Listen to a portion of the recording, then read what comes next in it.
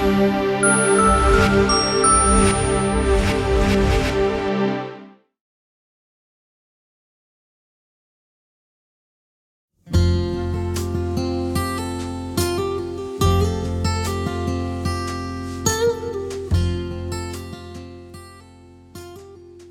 everyone else who's working with energy, I was called to it. It's something in life that you can't ever imagine not doing as part of your whole being and everyday experience. As a child, I was very fortunate to have a father who studied with the Native Americans and learned about the medicine way. He was an artist and also versed in the Buddhist background, so my upbringing was somewhat different.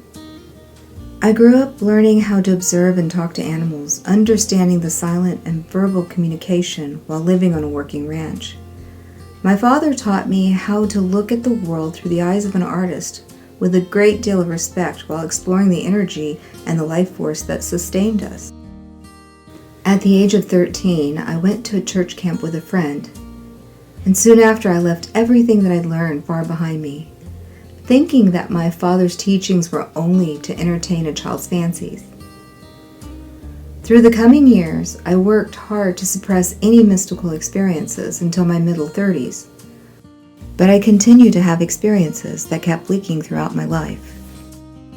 Then one day I had what I call the knitting experience, in which I was knitting in my living room, and I had an out-of-body experience where I could see and understand the connection of how everything was connected as one consciousness.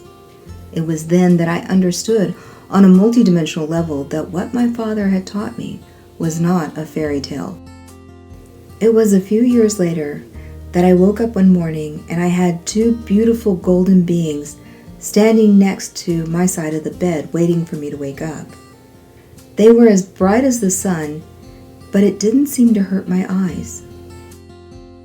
I remember feeling confused and checking to see if I was still asleep. But I could hear my husband gently snoring sound asleep next to me on the bed. The birds were chirping and my pets were beginning to stir and wake up while rays of golden sunlight were streaming through the windows.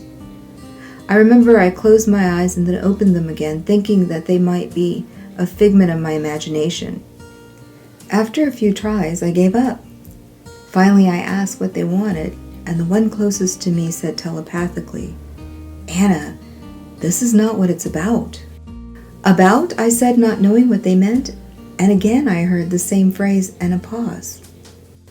"I don't understand," I replied, and instantly a picture frame was sat in front of me, where I could see moving images of my life being displayed. At the time, I was working on staff at a church, decorating for events, putting small groups together, organizing social events, singing in the band, working with volunteers. And once again I heard, "Anna, this is not what it's about." And then the image disappeared from my view. Then I saw another clip of my life. At the time I was a jewelry artist. I worked fabricating metals and stones, designing and creating jewelry that we marketed to sell. I was also taking jewelry classes at UTA so I could use the lab in Arlington, Texas to make my designs. The instructor was a friend of mine. And again I heard, "Anna, this is not what it's about." And it also disappeared. Next were images of me doing my domestic duties as a housewife, cooking and cleaning. I never was a great cook or cleaner, and once again I heard, "Anna, this is not what it's about." And it disappeared. And then I heard a strong voice directly behind me, which was a wall behind the bed that I couldn't see, saying, "Anna, come let me show you what it is about." "No," I said, "I don't know you, as I've been taught by our faith to be fearful of out-of-body beings." Then I heard one of the golden beings say, "She's not ready." And then I heard from the voice behind me, "Get her ready." Then the golden beings said they would, and they slowly vanished from my sight, leaving me to wonder what had just happened. I turned over and shook my sleeping husband, telling him what had just happened, and that they were trying to take me away. I was really frightened at the time. Within a month, my whole world had changed and turned completely upside down, with everything in my life disappearing as I'd known it to be. Like Alice in Wonderland, falling down the rabbit hole, I learned that what I thought I believed was only an illusion. It was my pilgrimage back to Taos, New Mexico to heal and going to Golden Willow to grieve my spirit that I started to accept and allow the true gifts of the Spirit to come through once again, only this time filling up my soul. It was through the loving care of many teachers who came into my life that I was able to heal and walk again between the physical world and the world of spirit.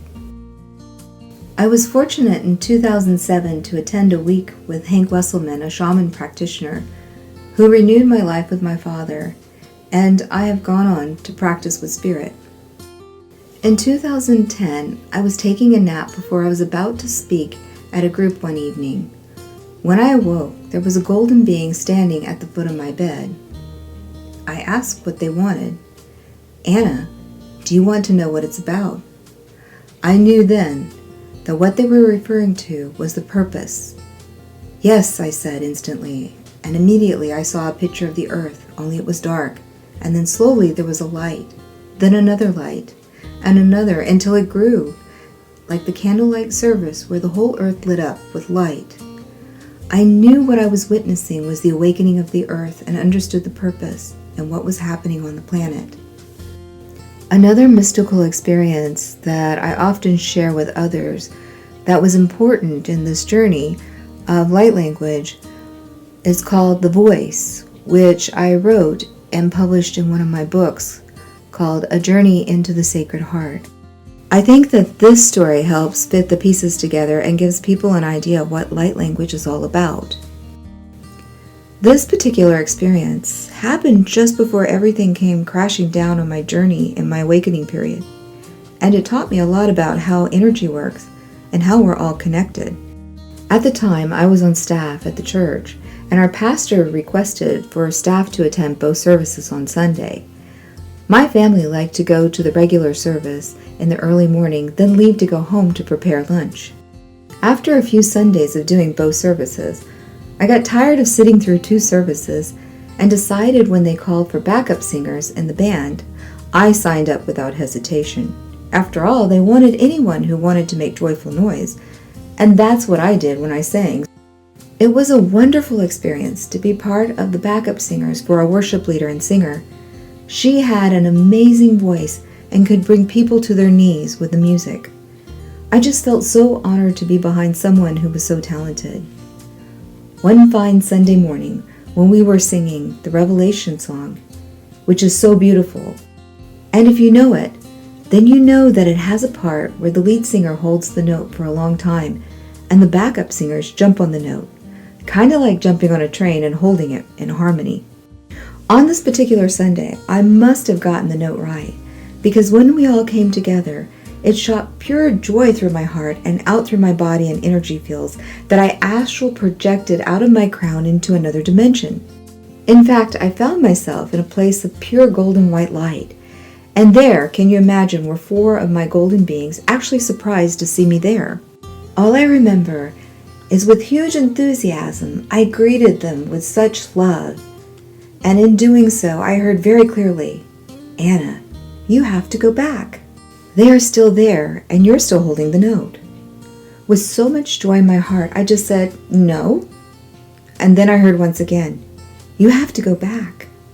And very reluctantly, I found myself pulling my energy back into my physical body that was still holding the note.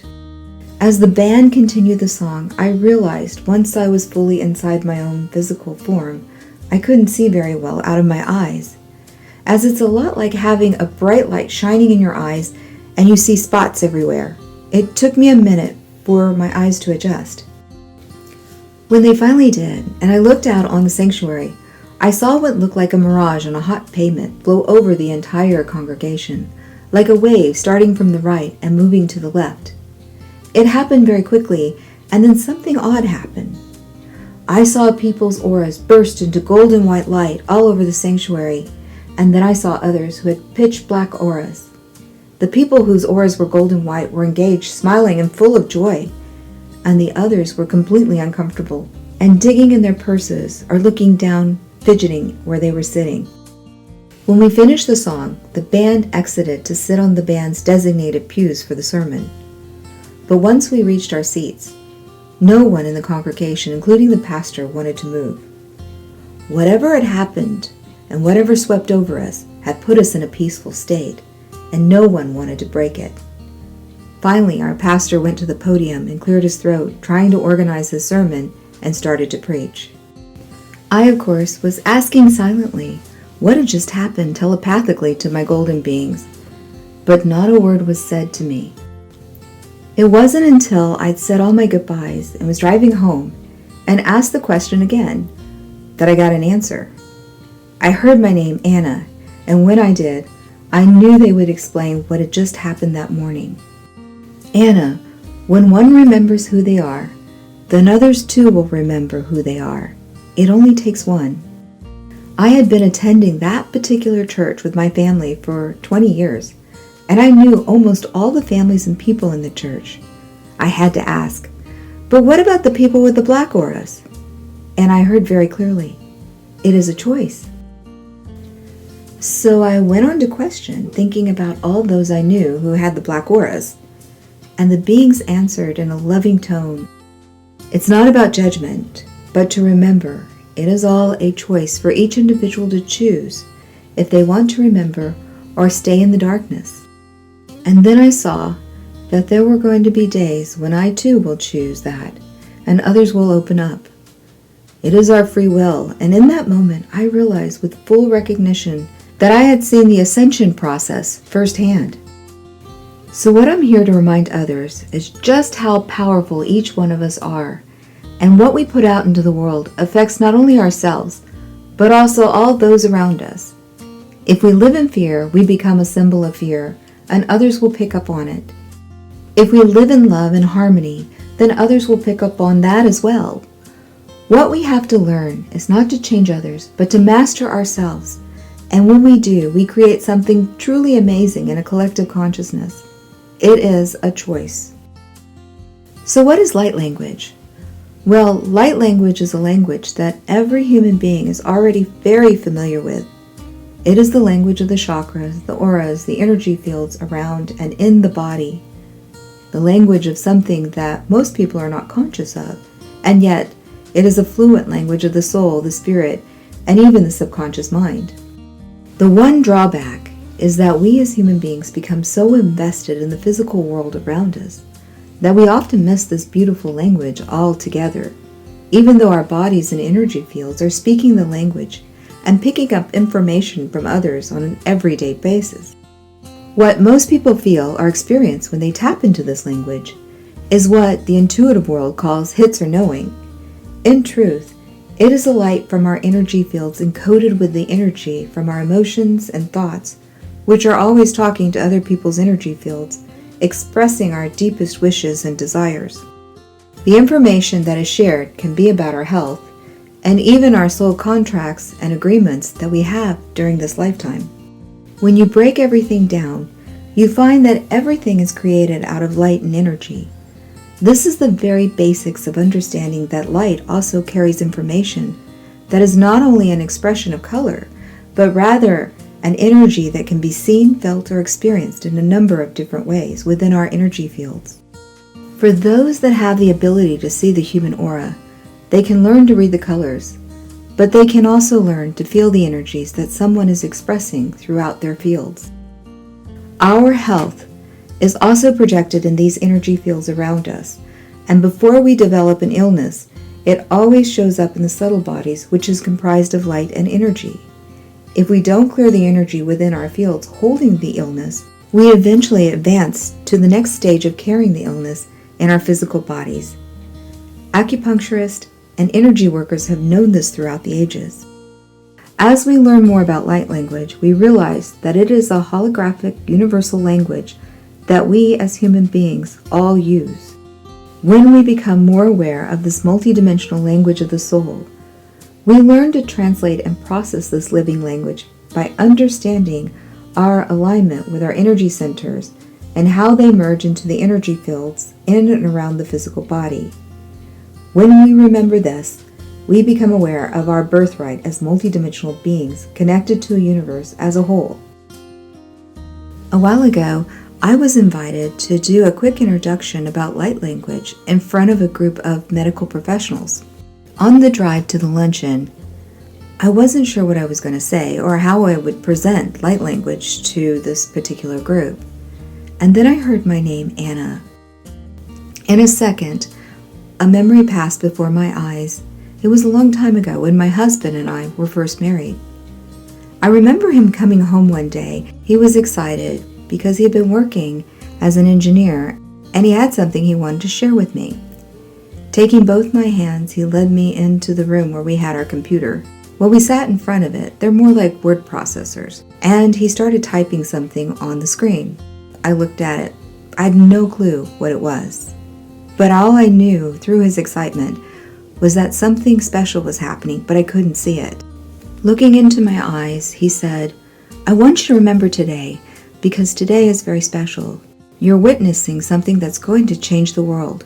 I didn't realize it at the time, but what I was experiencing and seeing was the birth of the internet. After the memory passed, I heard my golden being say, "Anna, human beings are both mind, body, and soul." A few seconds later, I had a flash of doctors stealing bodies when they had to do the anatomy experiments and teach their students of what the body anatomy looked like. Another flash, and then I saw Sigmund Freud sitting and thinking and working and trying to figure out how the psychology of the mind actually worked. The vision left as quickly as it came, leaving me with an understanding that we as human beings are mind, body, and soul, and sometimes we cannot see what others can see. And what I knew in that moment was that something was coming, and it was the anatomy of the spirit, and what we already have, the body and the mind. But now the last part is the spirit anatomy that completes the human being as a whole. I have been asked to define what I know about light language and what it is from a perspective of being aligned with it as a human being in the third dimensional experience. So when we refer back to the holographic universal language that we call light language, we understand that the pathways of energy centers are always picking up information on an unconscious and conscious level. It is the very backbone of how we connect to ourselves, each other, the world around us, including the universal mind. What has been forgotten is the knowledge of how this language interacts, and now it's time to bring it to the forefront, to our awareness on a conscious mindset. We understand that for each of our physical senses, we have a match to the etheric side. And it is true that light language encompasses what we label as all the spiritual gifts. In the past, we have said that only special people were born with these special gifts of the spirit. But what if I were to tell you that each one of us have all the same gifts, and the ones that stand out the most for us are only because of how we use those particular ones more frequently? For whatever reason, we've turned them on and off, depending on our needs and fears. Now it is time to learn to be fully aware and live, as well as have them at our fingertips, the knowledge of mastering our own connection. What we've forgotten is that we are designed to be multidimensional beings, to live and to participate on not only what we view as third dimensional experience, but to be conscious of how we connect to others, as well as dimensions that are interacting in and around our physical bodies, minds, and thoughts.